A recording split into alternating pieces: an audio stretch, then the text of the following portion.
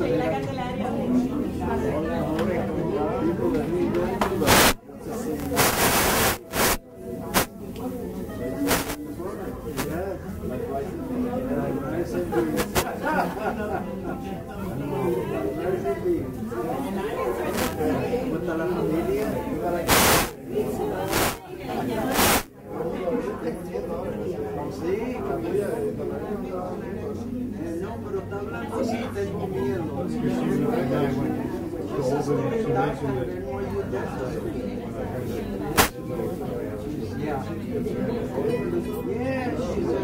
She's a Sheila, very nice guy, you know, who's discovered himself, and now he's doing his best to set it up.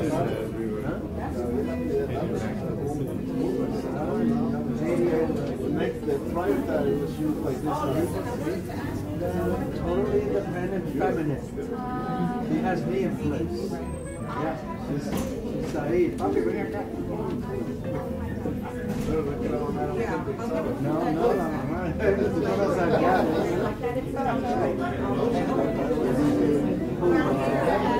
Yeah, with friends. She's still in Puerto.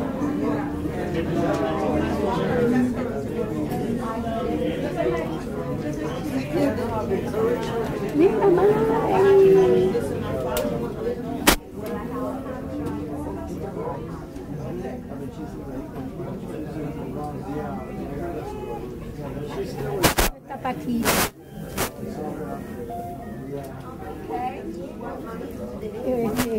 Yo quisiera que al final las escritoras vinieran al frente.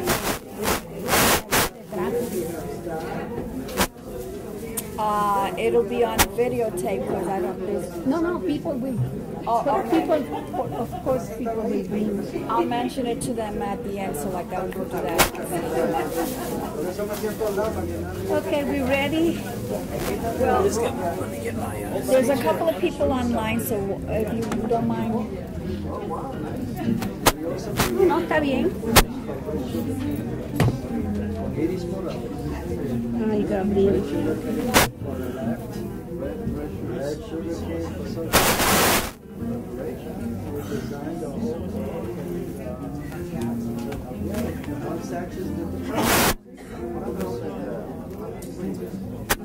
We did creative space.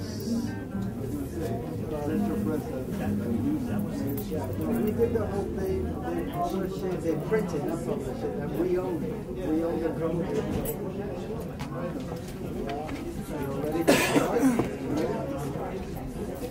I finished, Gabriel, but I didn't go to work. What's the matter, Mama? No, because I had to do this, and because I finished. Also, me too. Champions. Sí, champions. This is a Puerto Rican writer. She's from New York. She lives in Florida. This is Sheila Candelario. And this is Gabriel Bailey. Hi, how are the you? editor of the magazine Fatima. Hi, how are you doing? Nice meeting you. Nice meeting you. Thank you for being here. Thank you. She's going to substitute it. Okay. Qué buena fue, bendito. En última hora. Qué chévere. Tranquilita, ¿estás bien? Carlos, toma agua. Mira, Marina llegó, qué bueno. Panita Vélez-Mitchell. Mariterna está con sus estudiantes también. Marina.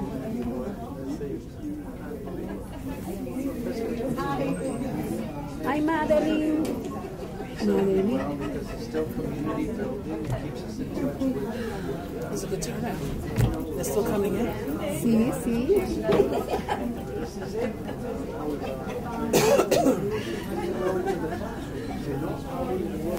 They don't have more chairs.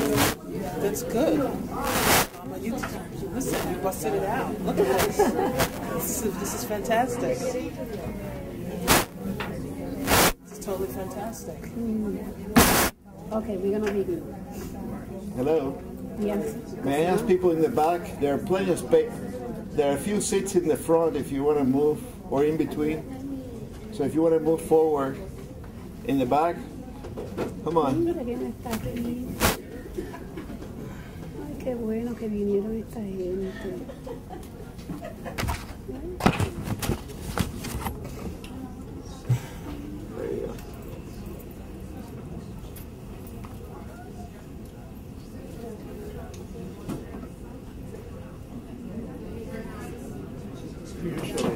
Usually set up the other way around.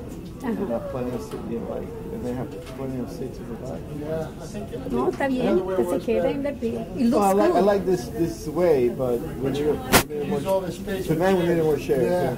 today. Unfortunately, they have a function over here, so we can't use the chairs from that way. Pero that's okay. They have some standing. Pero they are leaving. Why are they leaving? No, they're not leaving. They'll be back.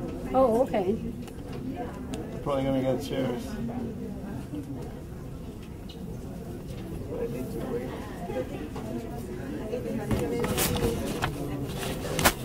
Ayuda a producir.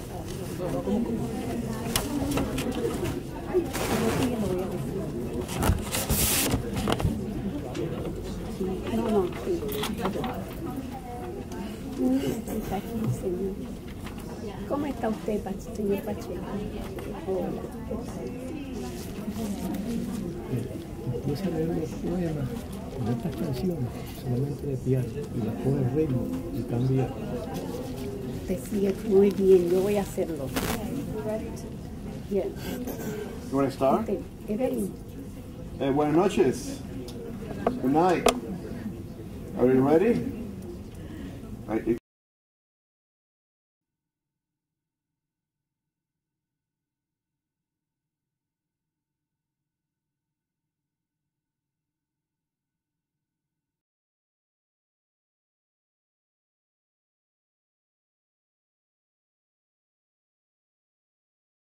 Anniversary this year, we have planned a lot of activities. We have so-called affinity events.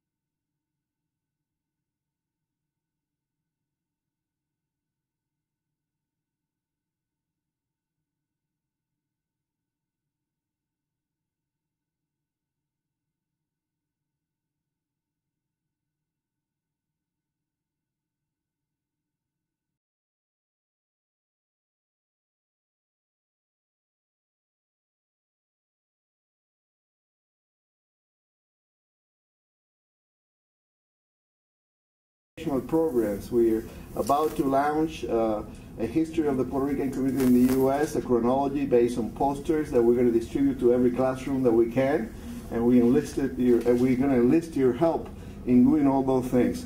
So it's a wonderful period for us. We're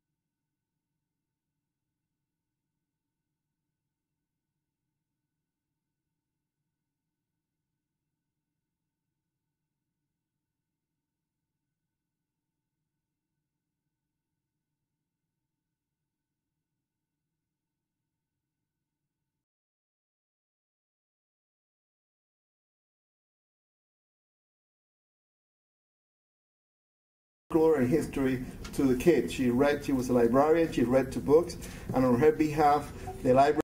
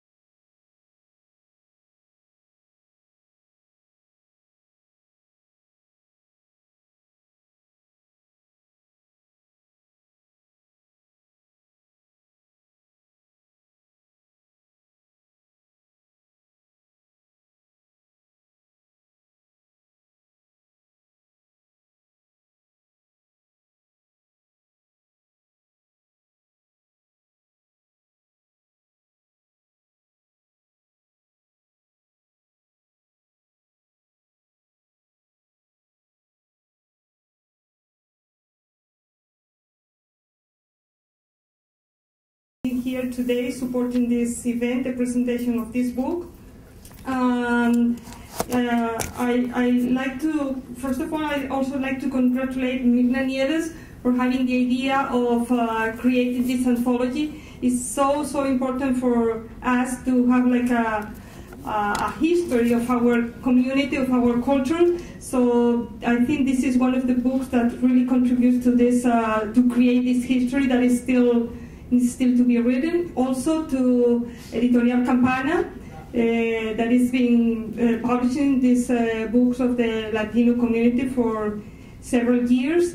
And of course the poets that we're going to have tonight. We're going to have the opportunity to hear the poets this evening. Okay, so thank you so much.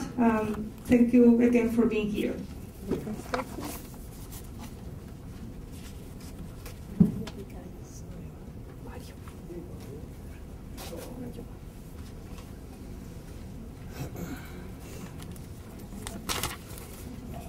Good evening.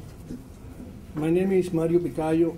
I am the publisher and editor of Editorial Campana, and I had the pleasure of working with Myrna on this project. So the schedule says that I'm going to make some remarks for 2 minutes. So let's see what I can say in 2 minutes.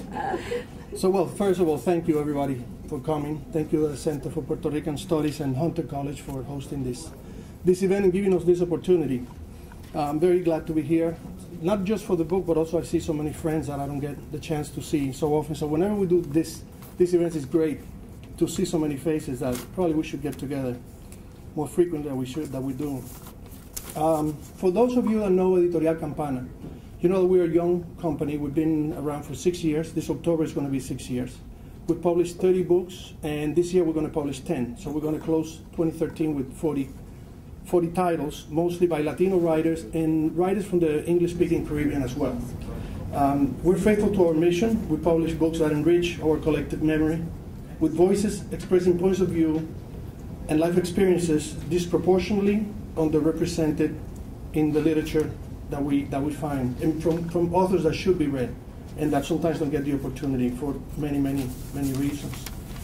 When Myrna approached me with the project, the idea of publishing this manuscript, a project she had worked for 10 years, as many of you know, and another decade of fine-tuning and updating and trying to find a publisher.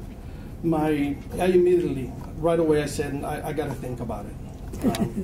And I did. I thought about it, but Myrna was relentless. And once I read the book, once I read the works from the authors, many of whom I consider friends, other ones I didn't know. But then my enthusiasm grew, and finally I said yes. Now Myrna assured me that the book was ready for publication, and that the manuscript was completely polished, and I thought, slam dunk. All we have to do is put it together and go. But what Myrna didn't tell me was that as good as she is as a poet and an editor, she had very little idea of what it meant to have a book ready for publication. So my work as manager ended up being 2 years. We worked about 2.5 years on putting the book together. And I would say that it was an honor and also a headache. And we had never attempted, also because of us, we had never attempted a book like this one. It was, we had to learn, when we say al paso, we all had to learn on the march because we didn't know how to tackle such a large endeavor. So the honor part was, of course, reading the book, working with such talented writers, working with Myrna, and helping her achieve the decades-old goal and dream of publishing this important literary work. That part is definitely the honor.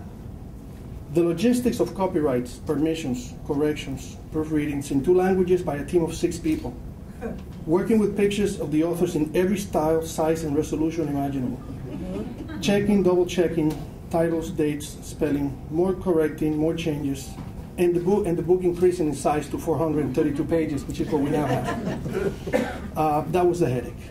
So we all learned from the experience, and the final result was 100% worth it. Yes.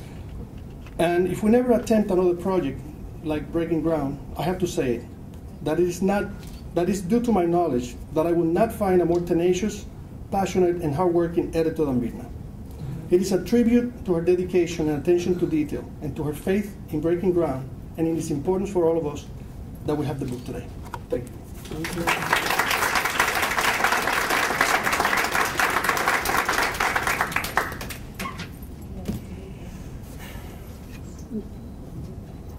We will have the presentation of commentator Sonia Rivera Valdez.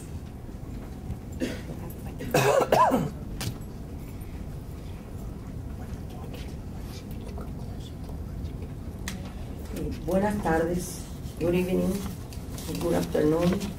I am absolutely happy of being here. I am happy because the book was published, and this is not only important. You know, many times they say this is a necessary book, you know, for the advertisement. This is a necessary book, really. It's very good, you know, it has been published. And besides, for the friends that you see in these occasions, friends that you don't see in years, sometimes, you know, in 2 decades or 3 decades, it's a lot of time, and then you see them in these events. Okay. I was supposed to present Edna Acosta Belén. She was the commentator, but Edna Acosta Belén, unfortunately, she had to fly to Puerto Rico because of a medical emergency with her father. So she will not be able to be here tonight as commentator of the book. In her place, Gabriel David has accepted something that we are very grateful, to offer remarks on the book. And we are thankful, of course, to both Edna and Gabriel for their willingness to contribute to this event. Gabriel David is a poet, writer, photographer, artist, and musician. And she has, of course, the CV is long, what they sent me. I have been in contact. You are Gabriel? Yeah, Gabriel. Oh, Gabriel. Sí, Gabriel. Very nice to meet you. Very nice to meet you. I've read your work. No, because I was with, when she published, you know, with Nancy Mercado, the anthology, but I didn't know her personally. And to me, it's an honor to introduce you, okay? It's an honor for you to do it. Gabriel David served as leadership coordinator for Langston Hughes Community Library's successful leadership series, New American Writers of the 90s, She has published several essays on multicultural literature and the poetry chapbooks This Is Me, a collection of poems and things, 1994, and Spring Has Returned, and I Am Renewed, 1995. Her work has appeared in Patterson Literary Review, Journal of New Jersey Poets, AIM Magazine, and Fatitude Literary Magazine, and has appeared at numerous venues, including Bar 13, the Bagway Poetry Club Howe Festival, St. Mark Church, Odette Halamy Foundation for the Arts, Barnes & Noble, Asian American Writers Workshop, Fordham University, Rutgers University, and Hunter College. Gabriel is the publisher of Papoleto Melendez's poetry book, Hey You, Yo Soy. She was also the editor-in-chief with guest editor Nancy Mercado, here, of a special issue of Fatitude Literary Magazine dedicated to the literature and arts of Latinos in the USA, entitled What's in a Nombre? Writing Latina Identity in America, which was just published in 2012. So it's for us a pleasure and an honor to have Gabriel here today. Thank you so much, Sonia. Thank you. Thank you, Sonia. Can you hear me? Yes. Okay. Before we get started, I want to take this opportunity to say how sorry I am that Edna Acosta-Balan was unable to participate in this presentation. And I want to thank Myrna Nieves for giving me the opportunity to present her fine work. I am truly honored. When I first reviewed the galleys for Breaking Ground Anthology of Puerto Rican Women Writers in New York, 1980-2012, I knew this was something special. Not only has Dr. Myrna Nieves brought together a wide range of eclectic poets, writers, and playwrights, Breaking Ground highlights an association with the Nuyorican movement in its aesthetic in a very substantial way. The 46 Puertorriqueñas in this groundbreaking collection represent the work of a multi-generational group of writers who have lived in New York City at one time or another, or were born and raised there. While many of these writers write in English, Dr. Nieves has compiled a full bilingual edition that includes an acknowledgement section, an introduction and biographies in both English and Spanish, with some works published originally in Spanish. When I began reading this remarkable collection of Puertorriqueñas, it got me thinking about how key literary movements have affected the American literary landscape, and specifically how women writers have been either greatly marginalized or ignored. When one considers the writers of the Harlem Renaissance, the beat poets, and the black arts and Nuyorican movements, people often refer to the men: Langston Hughes, Count Cullen, Allen Ginsberg, Jack Kerouac, Miguel Alvarin, Miguel Pinheiro, Victor Hernandez Cruz, and Pedro Pietri, among so many others, while the women are somehow viewed as secondary, or, dare I say, are ignored entirely. What I find most compelling about these historical moments is how women poets and writers have had to struggle for equal recognition at every turn. It amazes me how they managed to persevere through many obstacles in order to receive recognition for their literary achievements in the scholarly community and beyond, let alone how they managed to create a lasting body of quality work given patriarchal constraints. For instance, while there were at least 20 women writers who produced work during the Harlem Renaissance, many of them remained relatively obscure. It wasn't until feminist scholars revisited writers such as Zora Neale Hurston, Nella Larson, and Angelina Well-Grimke did they begin to receive the acknowledgement they deserve, albeit posthumously, by having their work republished and available to newer generations, receive scholarly attention, and widely anthologized.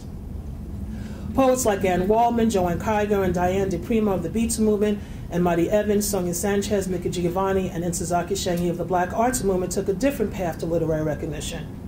While they associated themselves with these respective movements, they also worked diligently to establish themselves on their own terms. They have managed to navigate a balance between being associated with a particular movement while producing groundbreaking work challenging patriarchal authority, much of which has been supported by emerging feminist scholars across racial and cultural lines. But unfortunately, as literary history tells us, these there are many fine women poets and writers who have been grossly neglected, falling through the cracks of the literary landscape, so to speak. Thus, it's not surprising to see why women in the Nuyorican movement have not received their rightful recognition. Although women have played an important role in the Nuyorican movement, most scholarship on Nuyorican writing and poetry tends to focus on the work of the usual suspects among male poets and writers. How do scholars begin to recover the work of these important Puerto Ricanos who have been largely ignored and or erased from the Nuyorican movement? Essentially, their work must be interpreted and contextualized in relation to the conditions and efforts of the Nuyorican movement. Certainly, Sandra Maria Esteves, who was widely published and connected to a social movement that developed a political identity of being who've been closely connected to a social movement that developed a political identity of being Afro-Latina, Dominican, Puerto Rican, and Nuyorican. But how is it possible that she continues to be considered one of the few tied to the movement in its initial stages? Anthologies such as Reclaiming Medusa, contemporary short stories by Puerto Rican women writers by Diana Velez, Kissing the Mango Tree, Puerto Rican women rewriting American literature by Carmen Rivera, and Family Matters, Puerto Rican women authors on the island and the mainland by Maritza Moreno, along with Breaking Ground, helps to dispel this notion. Breaking Ground goes one step further by showing how Puerto Ricanos with a Nuyorican aesthetic purposefully employ subversive elements in their work in order to negate patriarchal dominance. In doing so, Dr. Nieves manages to decenter the predominantly male presence of Nuyorican poets with the insistence of Puerto Rican poets and writers. For years, the American literary canon taught in most public schools, colleges, and universities has been the exclusive province of dead and sometimes living privileged white men who wrote primarily out of patriarchal paradigms. As the social revolutions of the 50s, 60s, and 70s developed and the women's movement began to take shape, more women joined the ranks of academia. More women poets and writers such as Sylvia Plath, Adrienne Rich, Marge Piercy, Joy Harjo, Elaine Kim, Audre Lorde, and Alice Walker focused much of their works on feminist and womanist perspectives, as well as concentrating their work on other social and political concerns. When the Nuyorican movement erupted onto the literary landscape during the 1960s, the literary works of these young and brash Puerto Rican poets and writers developed into a dynamic literature of written as well as oral performance based on the folklore and popular culture of Puerto Rico and those who have come primarily from New York's El Barrio, East Harlem, Lower East Side, the Lower East Side of Manhattan, and sections of the Bronx and Brooklyn. The literature was as hip as salsa. It was relentlessly revolutionary and unapologetic about its insistence on representing a counter-neo-colonial narrative steeped in the oral tradition. It also captures a Puerto Rican and black cross-culturality and a street and outlaw culture reflected of growing up in barrios and projects with a multilingual aesthetic that utilized their bilingual, bicultural identity in linguistically dynamic work in English, Spanish, and of course Spanglish. One of the most common themes explored by these emerging Nuyorican poets and writers was the question of one's own identity. In much of their writing, importance was placed on questioning and challenging notions of assimilation into a colonial American culture while simultaneously asking the overriding question, how do you remain true to your culture and become an accepted member of this new society? Within a decade, the Nuyorican movement grew from an immediate urgent political gesture to an undeniable literary force. In the late 1980s, while some Nuyorican poets and writers either passed, moved off the scene, or were no longer actively publishing, the surviving poets and writers from the early 1970s began receiving wider recognition. By the 1990s, when hip-hop and slam culture emerged during the Nuyorican Renaissance, new writers came on the scene with texts that were very much influenced by the Nuyorican and black arts poetics, such as Willie Perdomo, Tony Medina, Edwin Torres, Mariposa, Shaggy Flores, Bonifaz Rojas, Caridad La Luz, Uriel Noel, Flaco Navajo, and Emmanuel Xavier. Thus, one may consider this post-Nuyorican poetry as a group of poets whose own unique voices and styles represent both continuity with and a departure from the established Nuyorican aesthetic. This continuity is illustrated in the central importance of their poetry as a denouncement of American capitalism and its colonial relation to Puerto Rico, and by extension, as an expression of cultural resistance that speaks to the community and for those denied a voice. These works serve to document and resist the historical and social circumstances surrounding the lives of Puerto Ricans on the mainland, as well as those on the island, whose respective conditions have not changed substantially from those of the 50s, 60s, and 70s. Nevertheless, this post-Nuyorican moment diverges from the initial Nuyorican movement because it exhibits a diversity of voices and tropes and themes of a new era. These newer Nuyorican poets and writers exhibit influences that range from code switching, Afro-Caribbean music, and hip-hop in work marked by a wide variety of poetic forms such as villanelles, sonnets, haiku, and bops that is being read internationally due in part by the advent of technology such as social media and the accessibility and global immediacy through the internet. But looking back at the 1980s, one can glean the upsurge of women's writing, which resulted from the gains of the feminist and womanist movements, as well as a Latina feminist discourse, which cleared a path for Puerto Ricanos to take up the pen and write, exemplified in Dr. Nieves' timely anthology that critically investigates these worthy writers. Nurtured by feminism and womanism, as well as by the differentiating discourses of other women of color in their global struggle against neocolonial paradigms and patriarchy, these Puerto Ricanos, who are not only literary artists but activists, cultural workers, and academics, constitute an emerging literary corpus that integrates Puerto Rican women's issues into the larger context of women's writings. Each of the literary offerings in Breaking Ground examines, to a certain extent, gender issues in relationship to class, race, and culture. In some cases, it is the woman's culture that takes precedence where the works, including the cultural identification with the island, folklore, oral tradition, and literary imaginations, provide the impetus to the stories, poems, and materials found herein.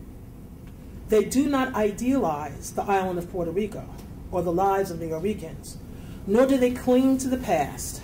Rather, they explore the symbiotic relationship between the island and the mainland, the continuities and divergencies between their own family historiographies and their presence as U.S. Latinas, indigenous, and African diasporic, in light of a much larger framework that is increasingly becoming multicultural. They take the Puerto Rican narrative from the United States into a new cultural and literary realm that internationalizes their experiences of oppression and historical invisibility, linking it to a larger, more global struggle of women of color.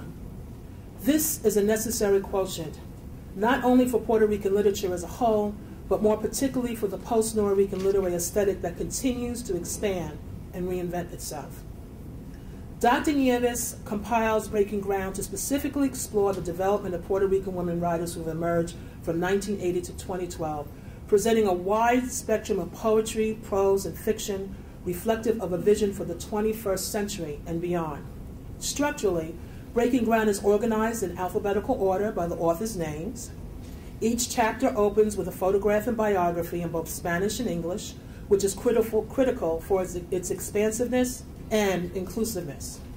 Besides providing a section of photo credits and permissions as an addendum to the book, Dr. Nieves also includes a section that provides contact information, email addresses, and websites, making the writers accessible to readers, scholars, and the larger community. As she states in her introduction, the premise of the book comes from her years of producing the Boricua College Winter Poetry Series, which she founded in 1988. During her years as curator, Dr. Nieves found that the literary production of Puerto Rican women writers was distinct and impressive, and became aware of the need to expand these efforts in order to present a larger group of writers and to document in some way their artistic, cultural, and social contributions to the city of New York. Dr. Nieves' desire to create a space for Puerto Rican women in this context is both admirable and complex, especially when one considers issues of homeland and nationality skillfully explored herein. Puerto Ricanos from the island possess a cultural identity that derives more directly from their status as citizens of a U.S. Commonwealth colony and from their bicultural linkages with New York City, even though their socioeconomic subordination somewhat mirrors that of other U.S. nationalities and cultures. Puerto Ricans on the mainland also experience firsthand the negative and positive duality of split national and cultural identities. In general, islanders and mainlanders alike bear the weight of the issue of statehood. Whether or not to promote the Commonwealth of Puerto Rico's absorption to the Union as a state that has divided the island's inhabitants for decades. Ultimately, the essence and complex realities of Puerto Rican culture and identity, from the island to the mainland, has prompted an intense sense of sisterhood in place among the writers in Breaking Ground, where Puerto Ricanos unequivocally and unapologetically document their role in the artistic, social, political, and intellectual history of New York City with powerful writing which insists itself into the greater anti-colonial discourse that has taken shape historically for over a century. Since Dr. Nieves' prerequisite for inclusion in Breaking Ground was that the writers had to have lived in New York City for at least 10 years and be active in the cultural scene, it would be easy to peg this as a Neo-Rican collection, but it's clearly much more. While there is a distinct New York beat found throughout the book, it cannot nor should not be solely pigeonholed as Neo-Rican. Breaking Ground dances to its own beat, packed with fierce passion or quiet meditative tones, urban rhythms, poignant humor and satire, and unique, sometimes visionary styles. The works herein are wide-ranging in scope, emphasizing the metaphorical possibilities of the cultural and historical through the eyes of a Puerto Rican with varying viewpoints, perspectives, themes, and symbols. For instance, consider the spirituality of Alba Lambert, the playfulness of Maria Arriaga, and Lydia Cortez, and the frank revelations of Magdalena Gomez, whose work reflects reclamation and empowerment. In a specific sense, they often refer to the racial and cultural fusion of being Spanish-speaking, Taino, and African, a natural syncretism that, for better or worse, makes them different. Besides definitive intersections with ethnicity and class, such as syncretism stands in multicultural opposition to the monolithic language and cultural imposition of the dominant U.S. intellectual canon and its narrow, isolationist discourse. What Dr. Nieves manages to do is to break ground, literally and figuratively, by challenging the prevailing monomyths of both the U.S. culture and the phallocentric Black and Latino arts and letters by emphasizing the gendered aspects of being a Puerto Rican woman and her relevance in Puerto Rican society, as well as in mainstream America.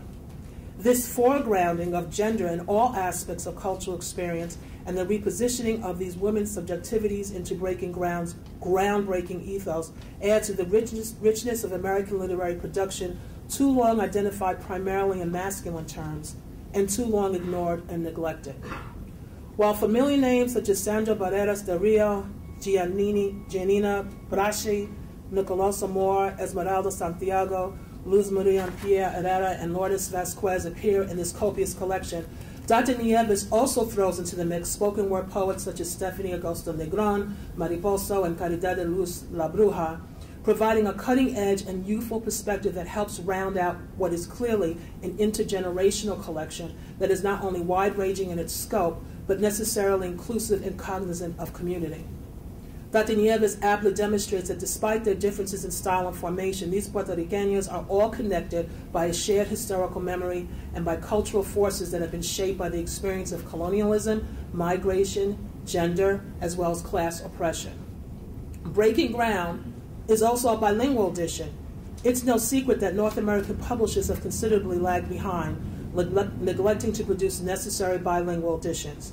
However, a number of small independent presses such as Arte Publico Press and, of course, Editorial Campaña, and also the newly emerging Two Leaf Press, which launched this year and published the bilingual edition of Jesus Papaleto Melendez's poetry collection, Hey Yo Yo Soy, have taken up this cause with the belief that translation expands and deepens our world in countless indescribable ways. In that regard, Breaking Ground accomplishes two things.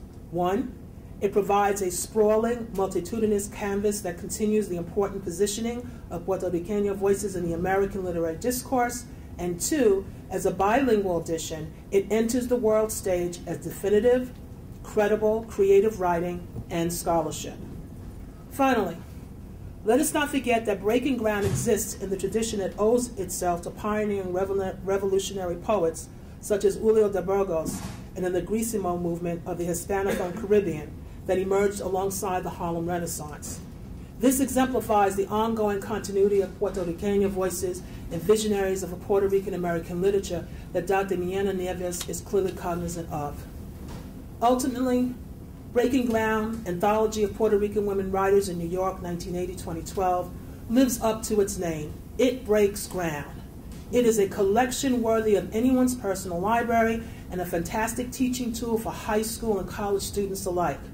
It is a document worthy of the highest form of discourse and scholarship, pushing forth the critical concerns of Puerto Rican and Euro-Rican women poets, writers, academicians, activists into the forefront of American literary and social struggle and discourse.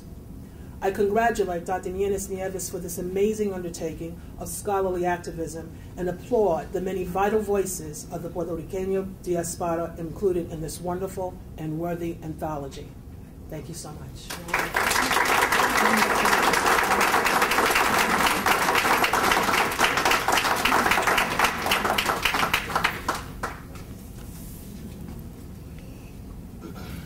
Thank you so much, Gabriel. That was really awesome. Now we will have a presentation of the author by Jose Ángel Figueroa. The author is you. Yes.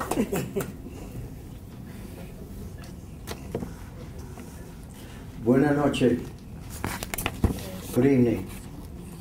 I have the distinct honor of introducing an incredible friend and colleague that I've been able to work with for over 35 years in a lot of poetry events and also at, of course, Boricua College. When I thought of this brief introduction, more than 60% has already been said by Mario and Gabriel, so I'm going to cut mine shorter. I thought of 3 poets that would serve as a prelude to this. The first poet is, of course, Julia de Burgos, that we often quote in our anthologies, in I Am My Own Path. The other one, of course, is Arturo Alfonso Schoenberg's poem, Racial Integrity, which is an incredible introduction of our cultural heritage and our creations and what they mean in terms of today's youth. And one of my favorite poets that I chose to do to honor you, Audre Lorde. And she wrote a poem that I feel strongly reflects the voices of a lot of the writers themselves. Many of these writers in breaking ground are themselves trailblazers. We're here to celebrate the publication of this book. And for you not to get this book on your way home is a crime. We're here, this is the cold-blooded truth of poetics. Without this book into your home, into your classrooms, into your neighborhoods, what are we talking about? We're not talking about ourselves and promoting ourselves. We're talking about promoting incredible, great writers who have worked so many years to master their craft. And it is our time to honor them and take their works home. So please, this is the superstar of the night, Breaking Ground. Take it home, you will not regret it. The poem by Audre Lorde reads as following. It is called Stations, from the collected poems of Audre Lorde. It says, some women love to wait for life, for a ring in the June light, for a touch of the sun to heal them, for another woman's voice to make them whole, to untie their hands, put words in their mouths, form to their passages, sound to their screams, for some other sleeper to remember their future, their past. Some women wait for their right train in the wrong station, in the alleys of morning for the moon to holler, the night to come down. Some women wait for love to rise up, the child of their promise, to gather from earth what they do not plant, to claim pain for labor, to become the tip of an arrow, to aim at the heart of now, but it never stays. Some women wait for visions that do not return, where they were not welcome naked, for invitations to places they always wanted to visit to be repeated. Some women wait for themselves around the corner and call the empty spot peace. But the opposite of living is only not living, and the stars do not care. Some women wait for something to change, and nothing does change. So they change themselves. Myrna and these reflections reflect the many journeys that Myrna has traveled and what it means to be a trailblazer. And what I said before is that many of the poets and writers in this book are themselves trailblazers who have done so much for our communities, to build community and to keep us strong. And I agree with what you said earlier, that many of the poets then, especially in the 60s, ignored the works of many women. And it was Antonia Pantoja who actually said, we are living among a conspiracy of men who are turning their backs on our creations. I never forgot that. You know, I never forgot she said that. And I had the pleasure of working with her. She was one of my mentors. And as a 10-year-old kid, Pura Vitre in PS43 in the Bronx was reading stories. I was a 10-year-old Canepa at the time. These incredible metaphors you have kept alive in all of us. You have worked so hard for so many years to create a time and space so we could just gather and hear our voices come alive. And we want to thank you for that, because we owe you so much for the hard work that you have done to make sure we are not treated as invisible voices. Myrna Nieves es una gran poeta cósmica y criolla, con un rostro al fin del cielo y su alma vestido. She is a soft-spoken yet profound, with a graceful demeanor who still laughs like an eternal child when she welcomes you with a heartbeat of goodwill and perseverance and her own migratory dreams, one of her poems. Her name Nieves, I thought about it. Snowflakes. It makes sense. She is definitely snowflakes from the Caribbean, where reflection is a gift. One of the main philosophical principles that drives Myrna is that we all must come together and share our unique commitment. She is a cultural activist and a literary ambassador of our Puerto Rican diaspora. You could see her bio in the book and in the program, so I'm not going to go further. But she is a poet, an editor, an essayist, a journalist, literary critic, and a founding member of full professor of Boricua College as a Latin American and Caribbean professor of literature. We love you. We love you. Muchas gracias for all the work you have done for many of us. Thank you, Jose. Myrna Nieves.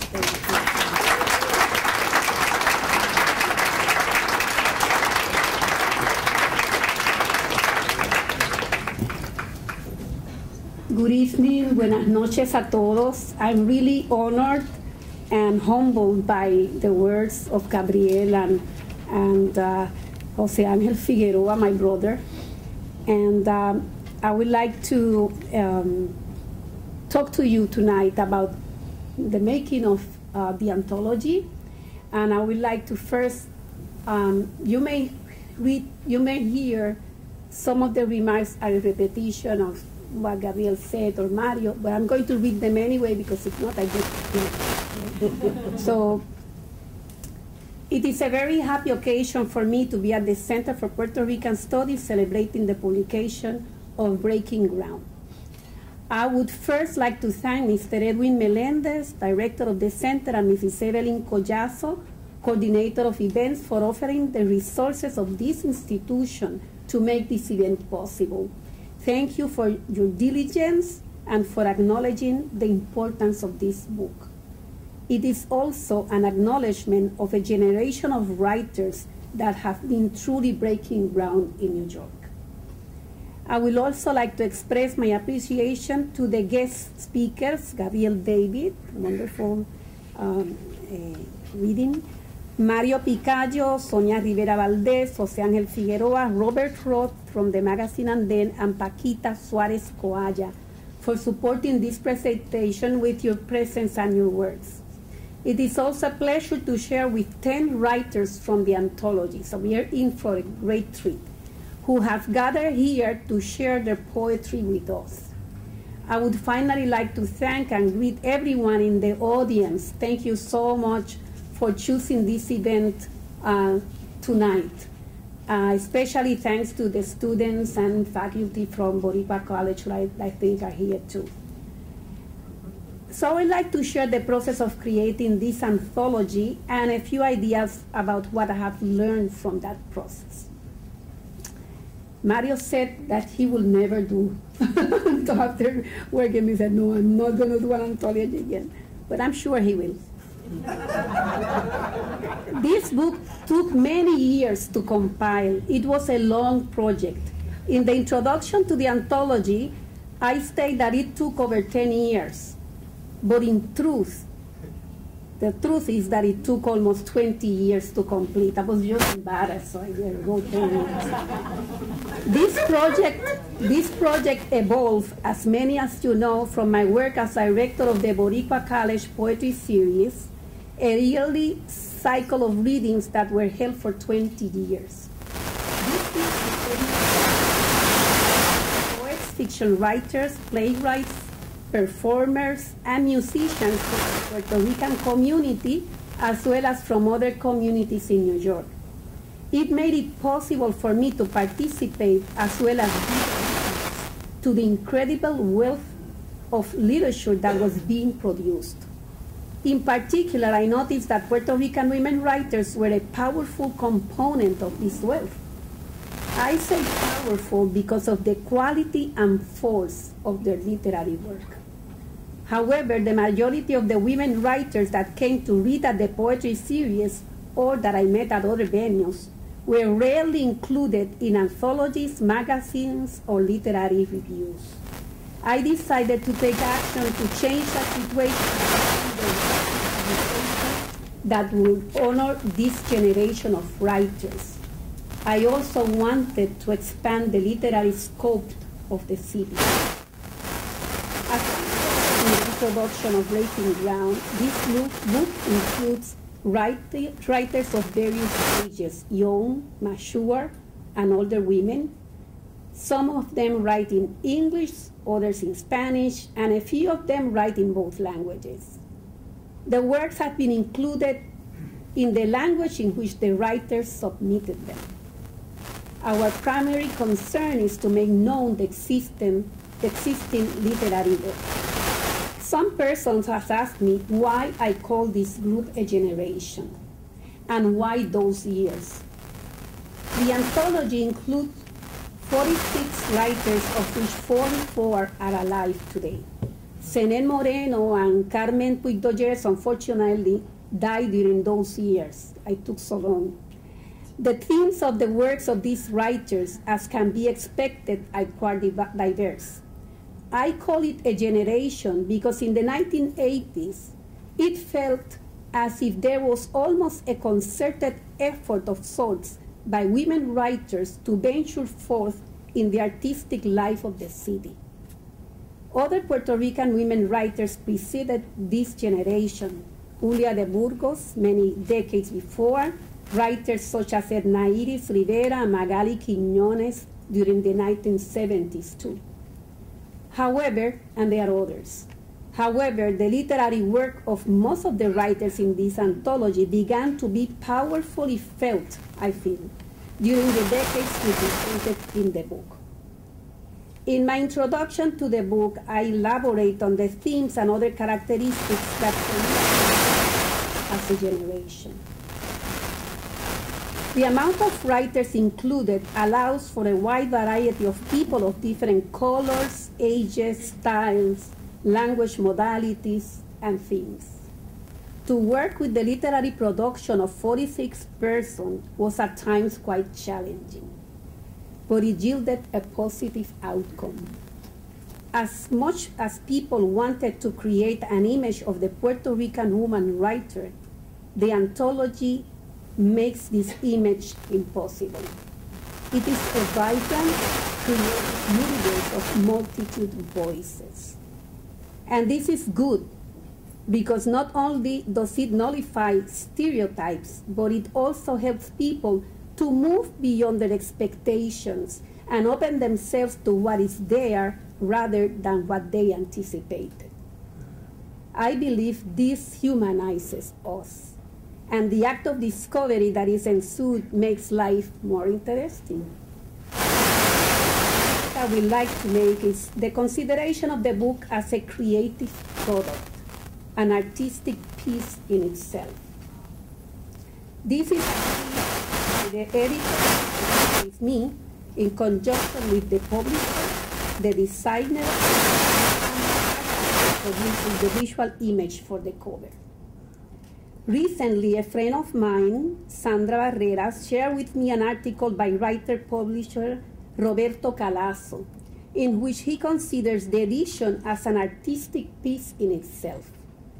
He calls editing a literary genre, although he's talking mainly about the work of the publisher with the books that she decides to publish.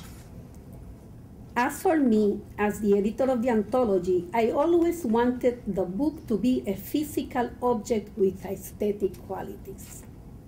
Therefore, great care was taken in deciding colors, shapes, blurbs, and art for the cover. The cover art of the anthology, everybody can see here, is by Ibelis Jimenez, an internationally known visual artist that happens to be my friend and my colleague at Boricua College. Ibelis, who lives in New York and Puerto Rico, was awarded in 2013, was awarded recently the 2013 First Painting Prize at Arte Laguna in Venice, Italy. I asked Ibe to create an art piece for the book, and we talked about the concept and purpose of the anthology. She painted the image that you see on the cover of the book. Its title is Ia, also known as Itiba Kahubaba, the primordial mother or feminine archetype in the Arawak's myths of the Caribbean. The painting captures the complexity, sometimes chaos, that women writers face in the city and within themselves, as well as the vortex that hopefully suggests a place of light and joy. I was delighted to see Veri's work, and with the expertise of designer Yolanda Fundadora and the input of Mario Picayo, the bilingual cover of the book was birthed. And I'm not sure it's birth or was born, but I want birth. This anthology also includes, en español se dio a luz, ¿verdad? Salió a la luz. So, más que nació, ¿eh? This anthology also includes a list of emails and websites of the writers, like Gabrielle said. We didn't talk about this, okay? She just said it, and I'm saying, even if some of which are no longer available, the list suggests the possibility of contacting the writers directly and or learning more about them through the internet, their websites, or Facebook pages. So we have a book in the traditional sense, but also it opens the way for 21st century virtual contact. In keeping with Calasso's ideas about the publisher as a creative person, I would really like to commend Mario Picayo for taking the risk of publishing a book of writers that are striving to be known, and this was done with the support of Boricua College. We contributed to this production. This is a time in which most publishing houses republish books that are already popular, are known to sell well, are written by famous writers, or can be sold for a very high price. It takes a publisher with principles and much integrity to publish a book that ought to be published and believe it will make its way to the top as well. I commend Mario too because of his patience, like you could see here when he talked. His patience, which is a form of wisdom. I gave Mario the supposed final version of the anthology in December 2011. I think it may have been 2010, Dios mío. After that, Mario waited patiently for the process of proofreading, revising, and editing writers. I changed my mind so many times. He is truly a wonderful human being, as is his mother, Sonia, who was in fact the first one to tell me right on the air on a TV show in which we were featured. She said, "We will publish your book, Myrna." I am grateful. Another thing I learned is the art of collaboration. In the process of creating this book, many persons participated with the literary work, ideas, suggestions, recommendations, proofreading, even criticism. I reached out to everybody I knew. I can say about the speakers in this program, Edna Costa and I knew each other when we were studying at Columbia University, and we collaborated in other publications. Robert Roth is my old friend, and I write for his magazine, And Then. Right now in the program too, Carmen Pietri, whom I have known through my friendship with her great brother, initially volunteered to read Stephanie Agosto's work when we did not have a recording of her poem for this event. Thank you, Carmen. Gabrielle from Fatitude magazine accepted to do her part at the last minute, so that's amazing. Jose Angel Figueroa is my brother at heart and colleague, and Paquita is also a great friend. I have also known and shared creative life with the writers in this reading for many years. Nancy Mercado, we have collaborated in projects too, Marina Ortiz, Madeline Millán, and others. Sometimes we may think that we can only do a work like this with strangers that somehow are the experts. What this experience has shown me is that you do it with your friends. You bring them in and allow them to have a perspective that can enrich your project or be a decisive element in its making. We just have to reach out and value the people around us. This book was made by Myrna and her friends and her friends' friends. I need to say that this book is dedicated to the women in my family, particularly my mother, who lent me her strength and conviction. I have her second name. Ella se llamaba Ana Elena, and I'm Myrna Elena. It is also dedicated to the future generations, my daughter Savia, who also helped in the making of this book, and my granddaughter Sofia. They will carry the inspiration of this anthology, and we will have a better world. Finally, here are my precious anthology writers. Often among writers, animosities, competition, and jealousy abound, as it happens in other fields too. Somehow, the writers in this anthology were able to collaborate, be persistent, and sustain the faith in this project for almost 20 years. And that's truly an achievement. I never received a message saying that someone was withdrawing her literary work because it was taking too long, thank goodness. I would now like to mention the names of the writers, the names of the contributors to this reading, the names of the writers. And I would like to ask for an applause for each one of them as I say their names. And the first one, Stephanie Agosto, Maritza Arrastía, Sheila Candelario, Sandra María Esteves, Mariposa María T. Fernández, Nancy Mercado, Madeline Millán, Marina Ortiz, Carmen Valle, Ananita Vélez-Mitchell. And to the writers, I thank you, writers, for your confidence in my work, your generosity, and your talent. It was a pleasure for me to work with your literary creations. Thank you, and congratulations on your publication.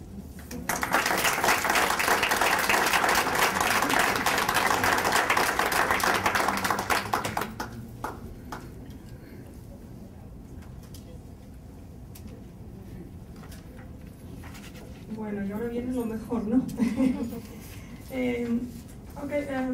So now we're going to have the poets that are going to read. We have, was lucky enough to have 10 poets today. 10 poets reading. 2 are not here today, but the first one is Stephanie Agosto. She's pregnant. She's in Florida. She's pregnant with twins. And she's a spoken word poet and sent us a recording of her poems, Connection. But before I like to say something. I'm from Spain, from Asturias, and I was there like a couple of months ago. Yeah. Ah, perdón. Sí, sí. Va Robert Roth. Este no era porque para que fuera él. Está bien, pues Robert Roth. Okay. Lo siento. She will come back. Okay. Now we'll have some comments by Robert Roth. Sorry, Robert.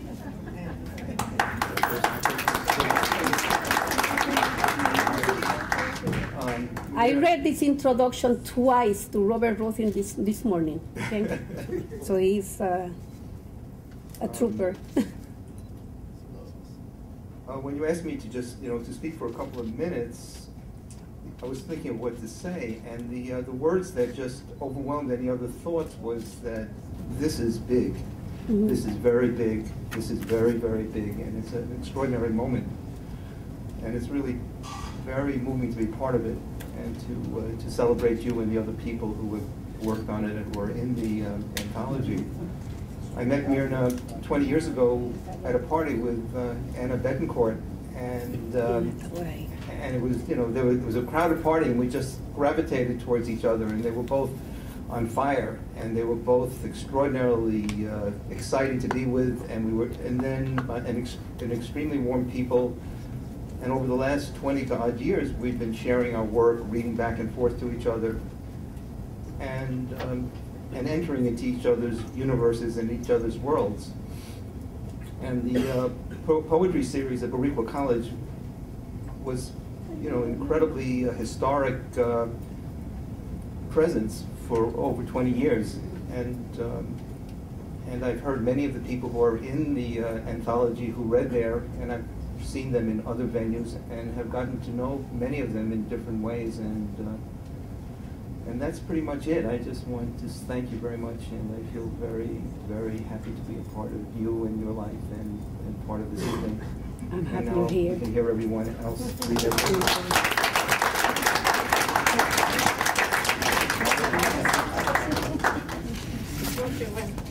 Pepita, dale MC. I'm sorry, You're supposed to be MC. Yeah, what I wanted to share with you is that I was in Asturias like 2 months ago, and I have a very close friend there. He's a poet, he's a writer, he's also he used to be the editor of a publishing house there.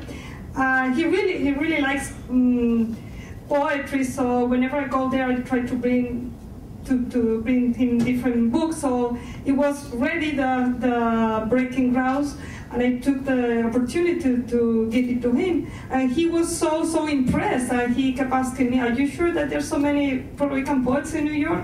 Female Puerto Rican poets?" And you're yeah. So he was so impressed. I think that he was very well impressed, because like 1 month later, he made this review of the book. Was published in a newspaper, in las páginas culturales of Asturian newspaper. And I think that some of you already got the review, okay? Bueno, so now we're going to have as I mentioned before, Stephanie Agosto is not here today. She's in Florida, and she sent the recording of her poems Connection. So we're going to hear the recording. Eso yo no sé cómo. No, está bien. Gracias, Paquita.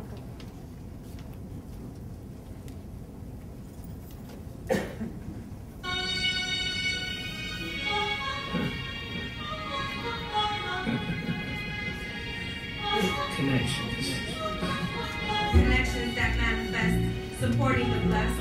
We can make love or war, you know who we are. Original people with beats that make you dance so intensely we create the sequel. Smoking thoughts sizzle your senses up into the mental. New creation, the rebirth, poetic justice, once again confirming the classic Mother Earth approach. With connections that manifest, supporting the blessed. We can make love or war, you know who we are. Original people with beats that make you dance so intensely we create the sequels that keep you in a trance.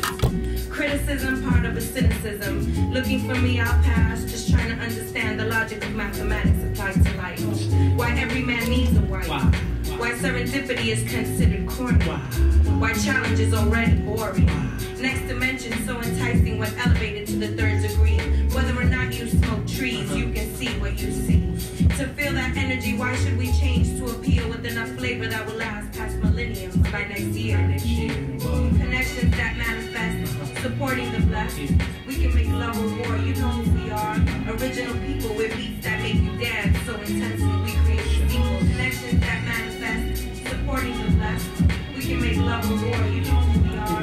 Original people with beats that make you dance so intensely we create a sequel. 3, 5, 2 equals 10 divided by 2. That element will never allow freedom to wear a mask. To act like all we know how to do is talk about money and chasing ass.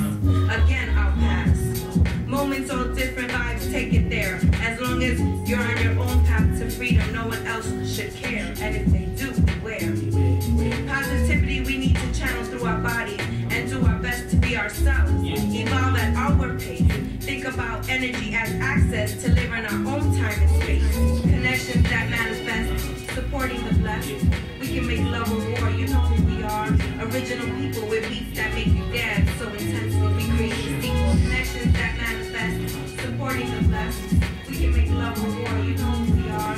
Original people with beats that make you dance so intensely we create the sequel. Traveling awake through the reality created by a destructive thought process. Inflicting pain and doubt on a global level. What is to be done when everyone has adapted to an evolution of ill will?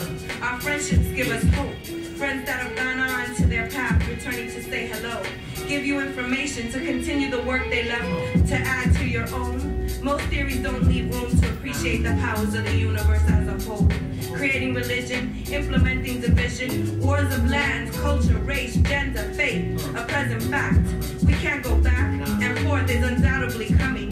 Now if we as a human race could concentrate on we, it would be me, and you, free.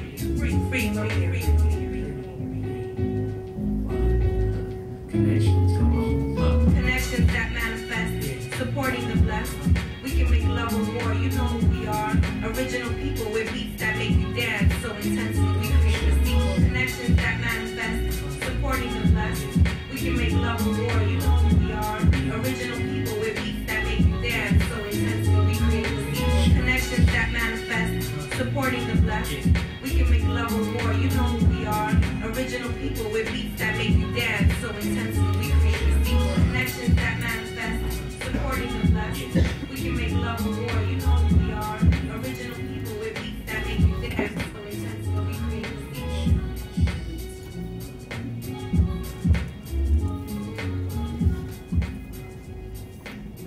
Wow.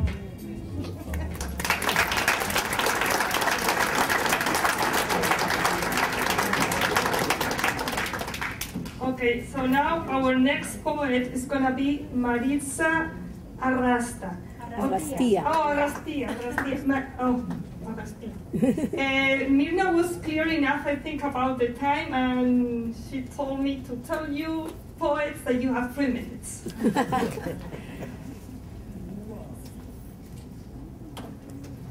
Birth.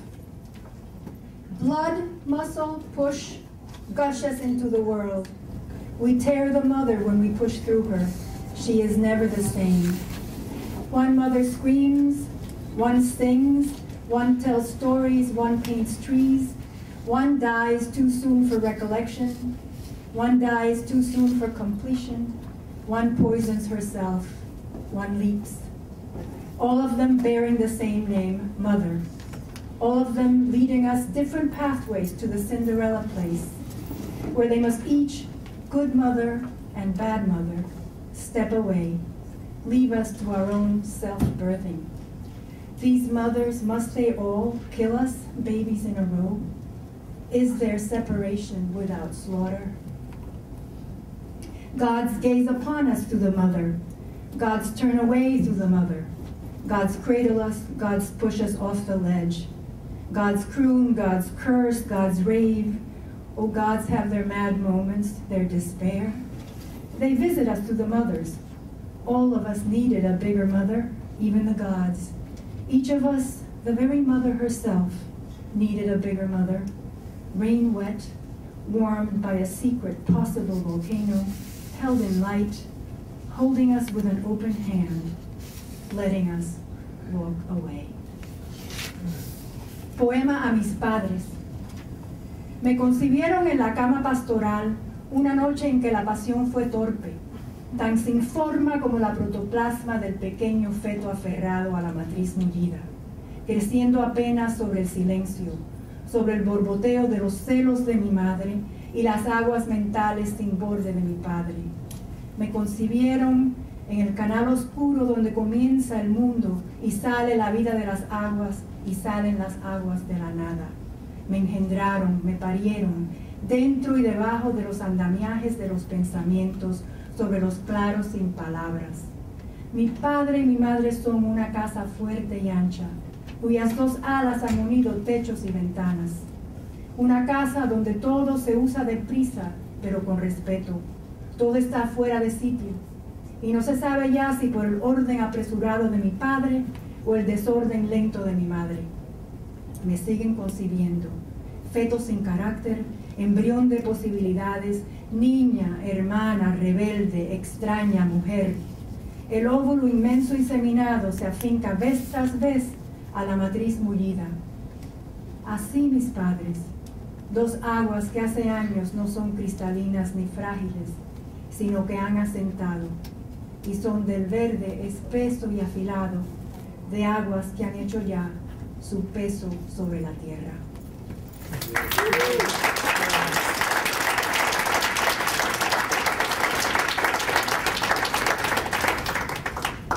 Okay, so now we have Sheila Candelario. Sheila.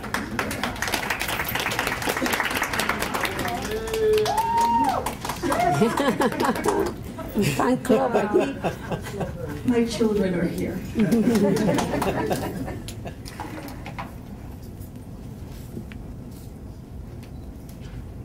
I write in Spanish, so excuse me, but I think you can pretty much feel the sentiment of each poem. Aquí se habla español all the time. Te quiero, mariposa. 6 de julio. Pensar esto, este 6 de julio es a Frida Kahlo. Pensar en tu dolor hace celebrar la vida. Cuerpo en pedazos y orgasmos, útero sin puerto, lucha aliada a la muerte. No hay viento helado ni tardes secas, pero sí en océanos que respiras. Nada te venció, ni el corazón extirpado por manos de quien bebió deliciosamente tu vida en alcobas de muchas otras. Perseguimos las huellas que dejaste en raíces derramadas por tu vientre, bajo traje inmaculado entre basura, a través de terceros ojos condenados al amor invencible. Así nos llegas penetrante por ojos de simios que arrullamos como hijos que se escapan del abrazo. Navego la sangre que vierte tu cuerpo cansado de doler. Acuesto en el lecho donde descansan las flores de tu pelo, ofrenda a toda quien ose llevarlas entre sus piernas, como florero de deseos insaciables. Vuelo entre tus cejas sin poder jamás rendirme ante ti, triunfante por los siglos de los siglos, sin haber nada, nada, nadie quien silencie quienes somos, nada en esta fiesta humana que opaque el lienzo, la pluma, la música de nuestros ríos. Nos diste tanto que nos dejaste con nada para justificar la derrota. Autoficción. Para Adal, hermano existencial. Soy mi propio personaje, la idea inexacta de quien me creo. Me escribo siendo papel, no palabra. Soy silueta dibujada por lengua de amante oculto. Soy quien se miente en el abandono de su partida antes que amanezca. Soy ficción en sofá rojo, voz en teléfono de niña perdida en años, pidiendo suavecita que venga aunque llueva. Me imagino sin piel hecha de aire, para no ver mi cara en el espejo, ese que se ríe de todos los engaños que siempre le he creído, cuando me veo desmedrar sin remedio, cuando celebro el reflejo de la belleza accidental, o me cambian de color los ojos sin que sean míos. Inventé una historia que quiere escribirse sola, me pide que la deje. Mi historia no me necesita, no necesita de telas púrpuras en el cuello, del silencio de mi casa ni la silla en la ventana. Mi historia sabe que existo si me nombro, por eso pide que me vaya, que la siga de largo por el barrio donde pretendo vivir, que pase de largo por Loisaida sin parar en Umbrella, hablar con Adal, bajar la calle de Pedro, visitar a Adela aunque el saludo sea ¿dónde has estado metida? Y conteste, pues por ahí, y siga de largo. Mi historia no necesita de mis pasos. A personajes no se les pueden rastrear las pisadas. Por eso apareces y desapareces imperceptible. Soy el truco preferido de mi inconsciencia. Gracias.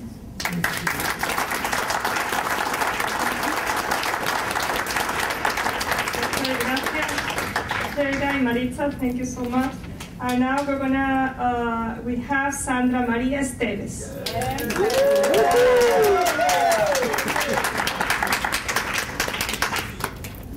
Hola familia. Okay. You have a podium, but you got a computer here. Okay, this is a poem written, it's a love poem, and it's written in the voice of a woman from beyond the grave, and she's sending a message, and her ashes are buried in a lake. Tears for you. I come from the river of you, flowing through the landscape of my being, the waterfall of your name cascading through the crevices of my soul, the ripples of your cosmic song reverberating beats through my body, the magical mist of your essence becoming the million moments of memory.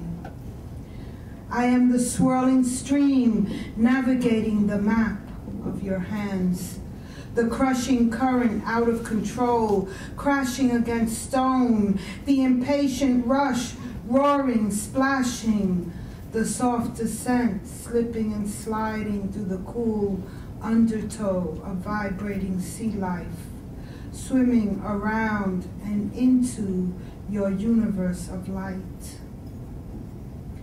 I am sweet water, born in your ravine of rain, the consummation of thundercloud and the electric flash flood, carrying the life force of the divine dream of your love. I am floating, I am drowning, I am soaring, I am diving. I am the plunging reflection, drunk from the libation of your eyes, healed in the baño of your spirit, formed in the undulation of your dancing brush, like seagrass suspended in waves wandering wild in the depths. I just want to say how jubilant I am to be part of this collective work.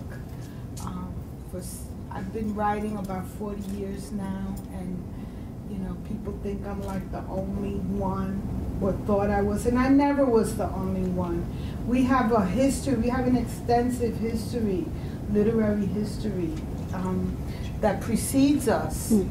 And you know, I may be one of the first ones who started writing in English, but we have an extensive history in it, and I think it's wonderful.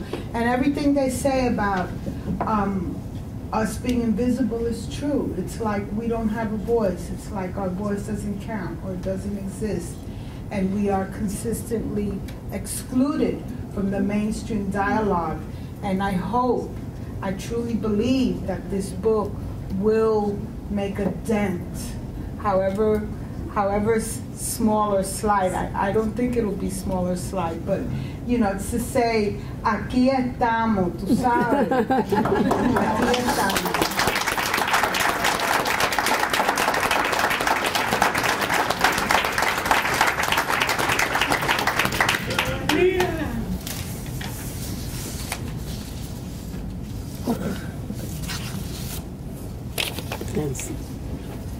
Okay, bueno.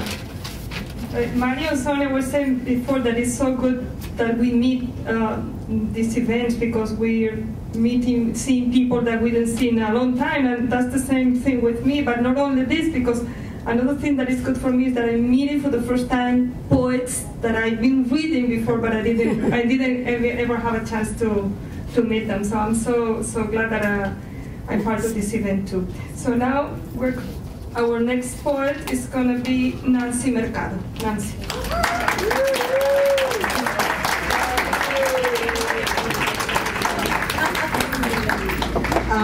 I just wanted to say that it's, of course, an honor to be here, and I want to thank Myrna Nieves for such a wonderful collection.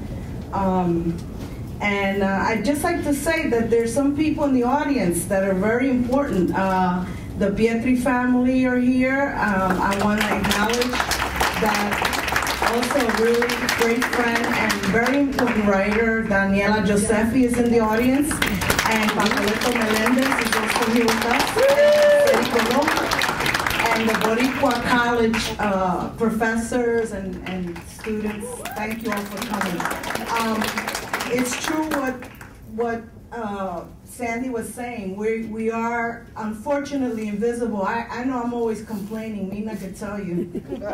They kept me out of this book. They kept me out of that book. You know, I came around in the 80s, so everybody always forgets the middle child. You know? So, hey, what can I say? I'm going to keep going, though. I keep telling people, man, it's going to take my death for me to stop. So, and even then, I might come back. Okay, so I'll read one piece. This piece is dedicated to my mother, and I wanted to get her recipes down, and I said to myself, well, wait a minute, why don't I just do a poem? You know, I mean, instead of just copying the recipes down, why don't I write a poem? So I wrote this, it's called Homemade Hot Sauce. Mother goes out on the hunt in search of prime specimens, little red peppers, some green. Her market of choice, a vegetable post by the side of the road. Year after year you can find the old man there under a perennial baking sun, his makeshift market in the wind.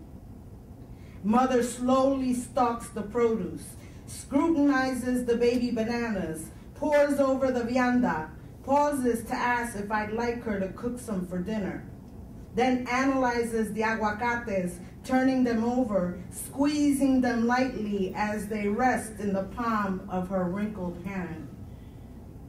Finally, she comes up on them, chubby as plum tomatoes, their skins shiny, smooth as plastic, their fiery nature screaming from inside Glad sandwich bags where they hang on a tree. Back home, Mother patiently washes each one, grinds up spices with her wooden mortar and pestle, pounds with such force that hanging pictures over the dinner table all dance to her cooking drum.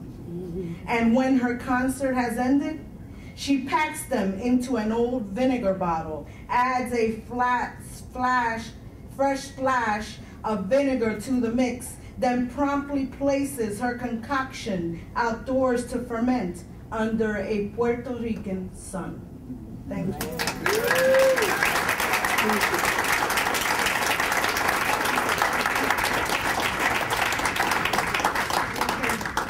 So ahora now we have Madeline Millán.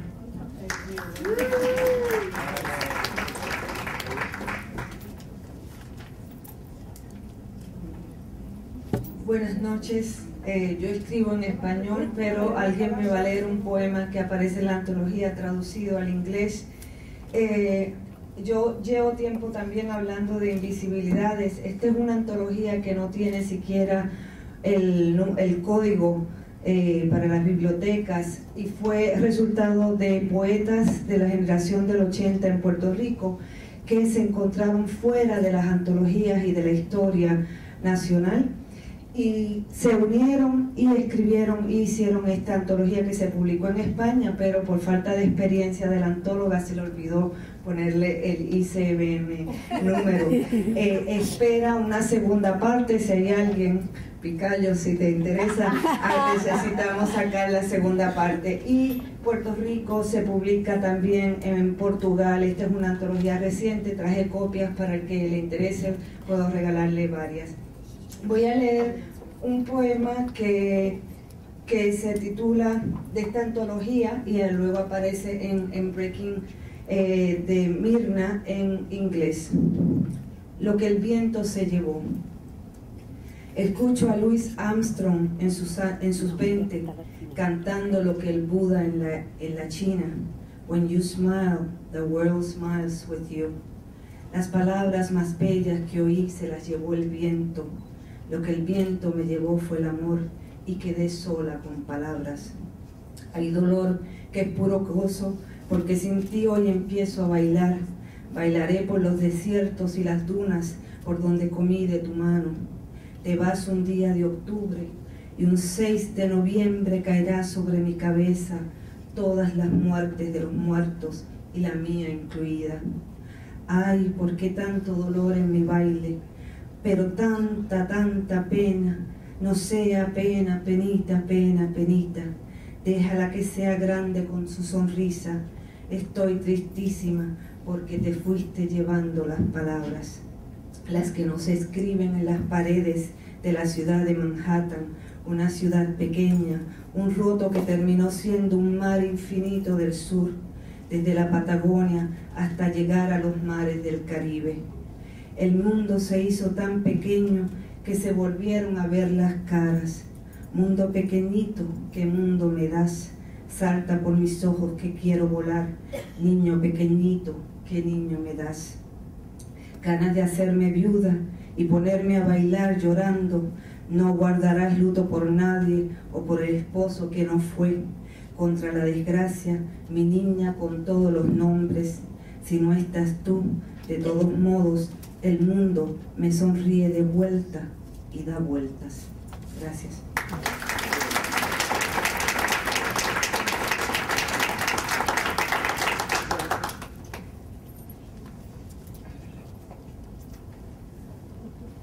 Tango de la Viuda, the widow's tango.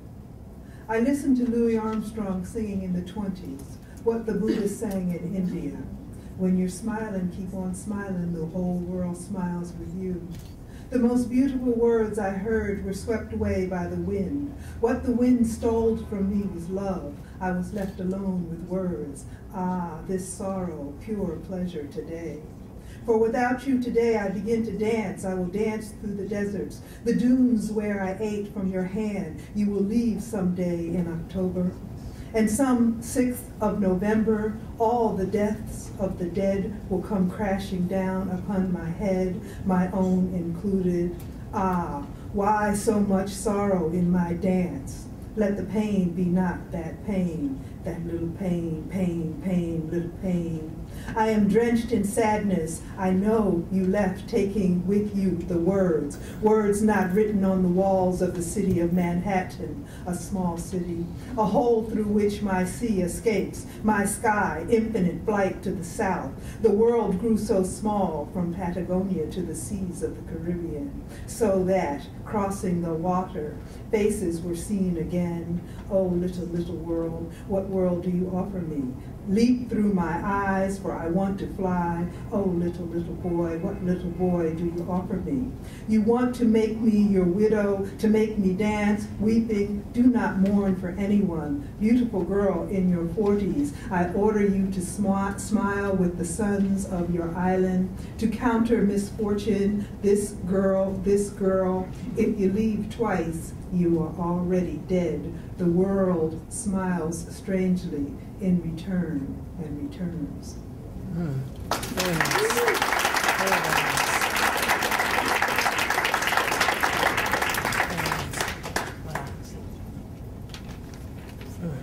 Y ahora tenemos a Myrna Ortiz.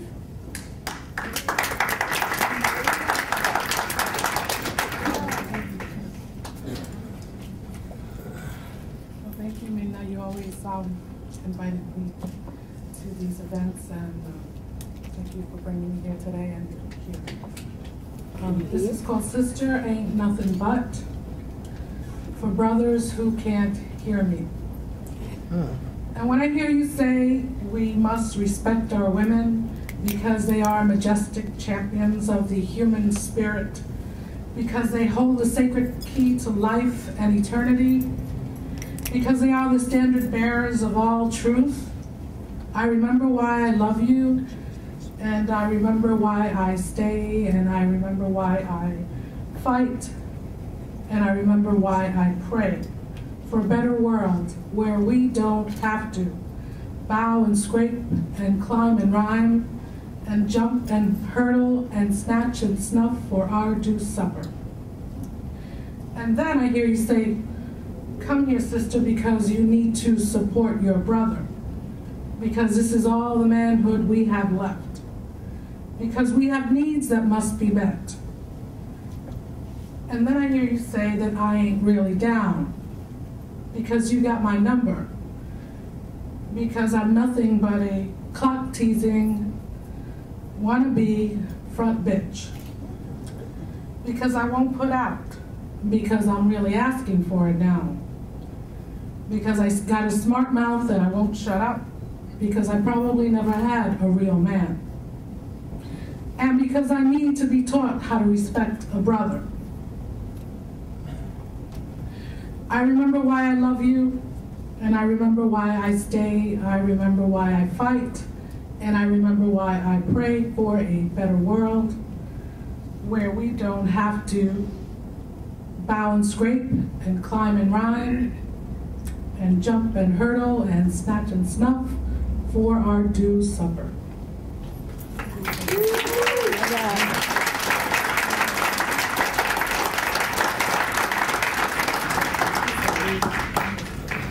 Okay, so our next poet is Carmen Valle. And I want to say something, I want to share something, Carmen, but maybe you don't know, but you are the first poet that I met here in New York. It was like 20 years ago. And I remember that I went to your apartment in the village, I don't know if you live there, and I was going to Mexico, and you told me, well, since you're going to Mexico, let's have a tequila.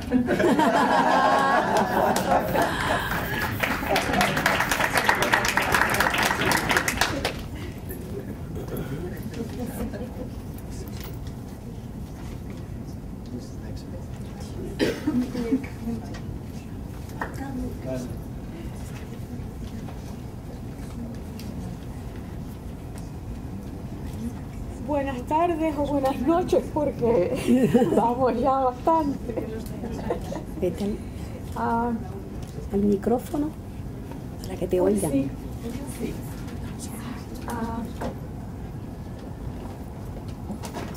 Hola a todos.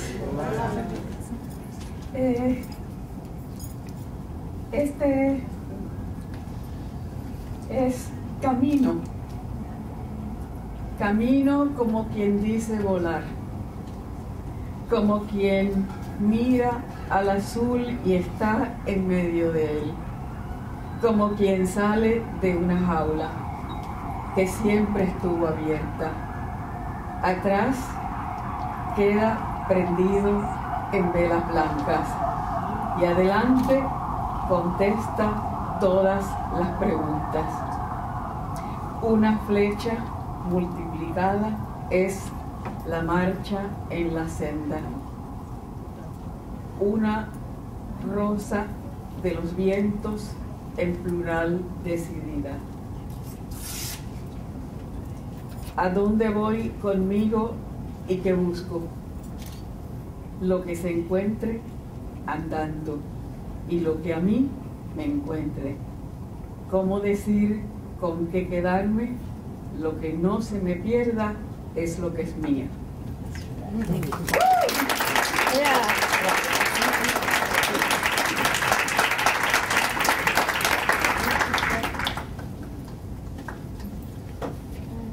Okay, so now we're going to have Anita Vélez-Mitchell, and I want to say that she just received this past Sunday the ACE Extraordinary Award for Lifetime Achievement.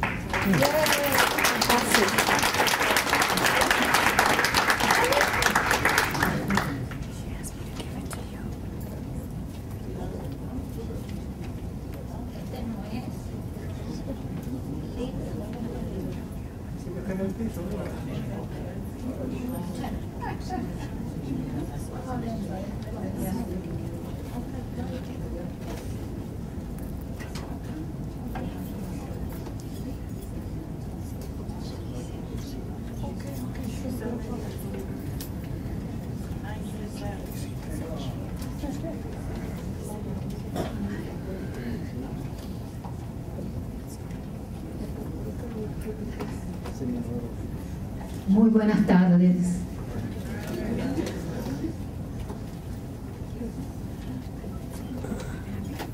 Este poema que voy a leer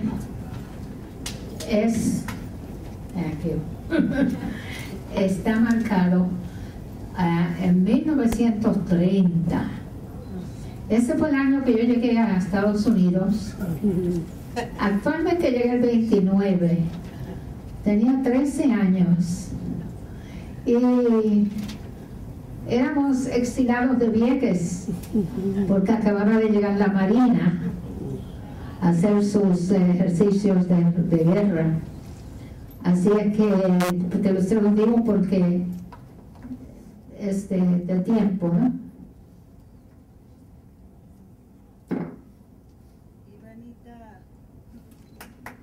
Se llama Freedom in Central Park. En Vieques era una niña muy recluida, tenía que estar siempre en la casa, no podía quitarme los zapatos, siempre estaba yo, no iba a la escuela, tenía maestras que venían, pero por eso cuando salí de allí y vine a Estados Unidos me encantó, porque podía yo salir por ahí corriendo y nadie me decía nada. Bueno, Freedom in Central Park. I'm free along with myself in this green span of leisure. I speak to the pigeons and they teach me how to look for food. The wind urges me on, wants to help me escape from self, from my inaccessible dreams, my longings, to be back with those left back home on the island of Vieques, my abused green homeland I love. Gone forever. I lie on the grass, the colors change to blue, and those dreams, those desires, squeeze tears from my eyes. It's late, I guess. Legs pass me by. A shadow. It's a colorful skirt going home. I must get up from this chitty chat of green. The wind helps me up. I must return to the fold. Somehow, like my beloved island, it's being torn apart. The arguments, the neediness, the fears, the nasty words, the secrets, stories not told to me, shh, loud as bombs, but they say, shh, she's only a child. With an effort, I push the wind from my face as I sit to look far away. My deep breath says goodbye to the earth, to the sky. I get up. The sun covers my shadow. The day is about to be done. The space overwhelms me. Central Park is immense, like my arms extended, like my aunt's arms extended in a tearful goodbye. Is it south, east, west, north? The wind insists, go on, go home. With a frown of concern to my feet, I say, go on. But where? Where? Time only knows where home is.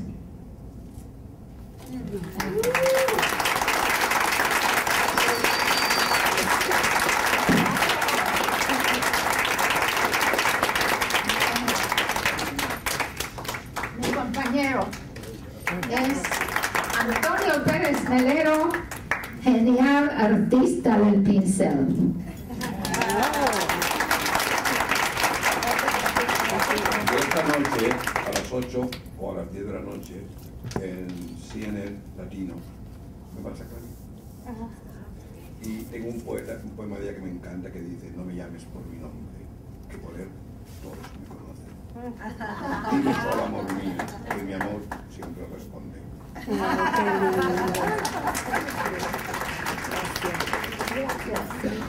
Bueno, vamos, vamos.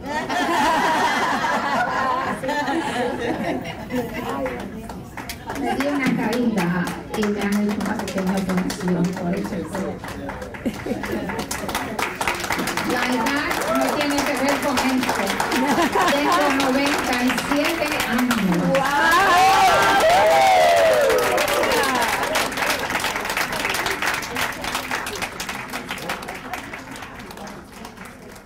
Anita, ¿puede ayudar? Ay,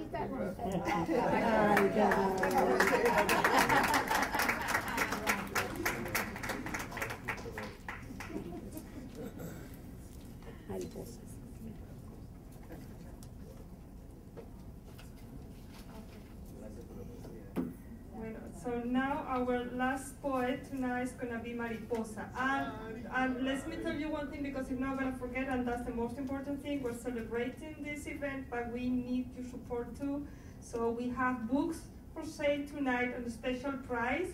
If you get it on Amazon, it's going to be $35 plus, of course, shipping. That makes it almost $40. And today we have it for $20.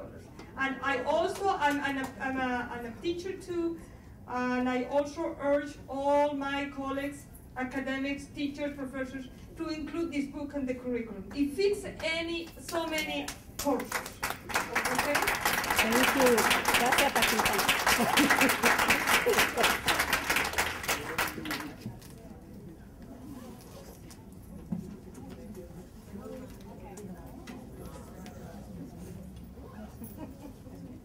Hola. I'm going to talk fast. I have my timer. I am so honored. I feel so lucky that just all the memories that I have, you know, mis hermanas, mis tías, mis madres, mis madrinas. That's what all of you are to me. And you raised me and you inspired me. And I wouldn't be here. I wouldn't be in this book. And gracias, Myrna.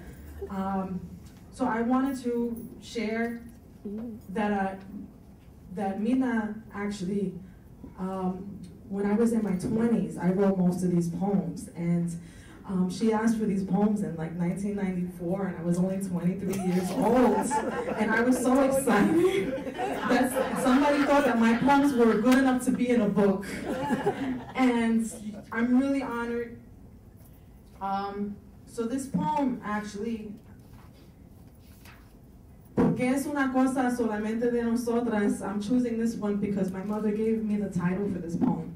And she gave me a few of the lines towards the end. She actually gave me, porque es una cosa solamente de nosotras. This is for the comadres still with us in spirit, heart, and mind. This is for the comadres whose laughter echoes in the wind. This is for the comadres who cry in dark and lonely places, screaming into the palms of their hands, covering bloody faces. This is for the comadres who have been taken by obsessive, jealous hands, but still live through us in every heartbeat and every breath. This is for the comadres that their batterers and murderers will die slow and painful deaths. I was young when I wrote that. I'm a Buddhist now, so I don't know if I feel the same way. Maybe life imprisonment is good enough. It's cause and effect.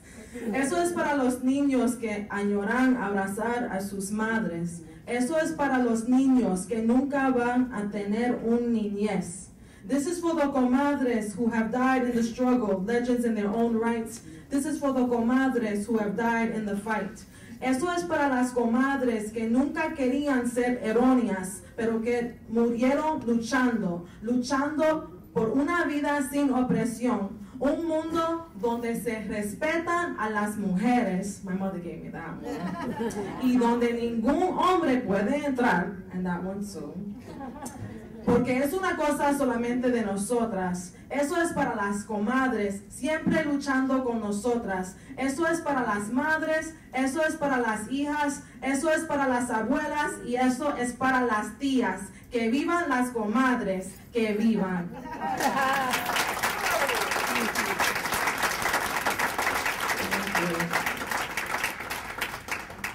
I write mostly in my first language, which is Spanglish and English, but I've started to write in Spanish.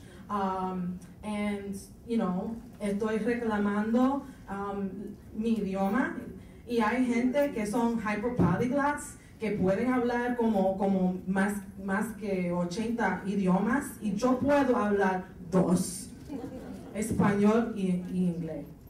Y honestamente, yo hago muchos errores, pero puedo hablar bastante bien. So, este poema fue inspirado por Julia de Burgos y mis musas aquí, como Sheila y Carmen que escriban en español. This is called Mujerifesto. Hoy quiero ser un hijo del patriarcado. A sentir el poder que manda mis venas. Hoy quiero ser un hijo del patriarcado, gran padre de la tecnología, futurista, a tirar bombas a la luna, a dominar la humanidad, a la tierra violar y a las mariposas matar. Hoy quiero ser un hijo del patriarcado, a intimidar, dominar, obliterar. Hoy quiero ser el alcalde, a sentir el peso de mis ricos huevos en mis pantalones.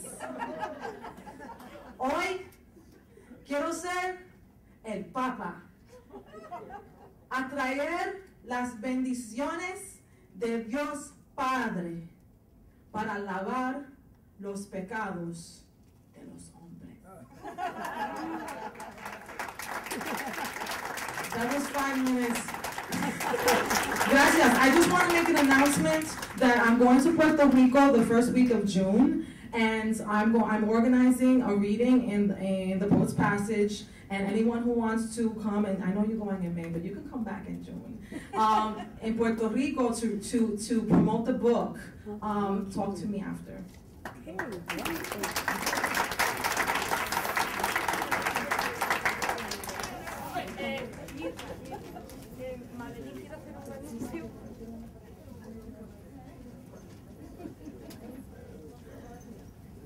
Quiero invitar al público a que firmen una carta para pedir un espacio que yo siempre tengo en Cornelia, pero tengo que pedirlo con mucho tiempo y pelearlo, Cornelia Street Café, para celebrar. Myrna sabe de mi intención, que quería darle honor y un homenaje y una fiesta en Cornelia Street Café a Myrna. Entonces, las firmas podrían ayudarnos a conseguir el espacio y asegurarlo tal vez para este año. Bueno, y gracias y buenas noches a todos.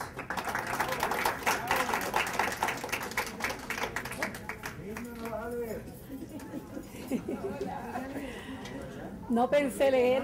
Ok, deja buscar algo.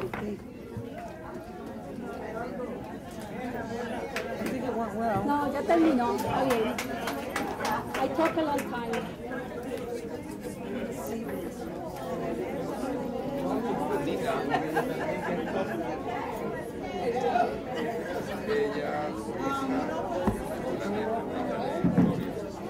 Buenas noches. Don't forget, buy the book over here, and we also from the center offer food, refreshments in the room. Thank you very much.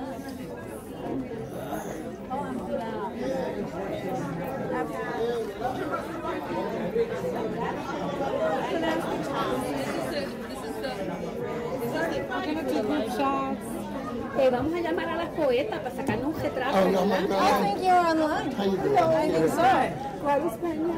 Now you figure out who I am? No, I know who you are. Yeah. A las poetas, por favor.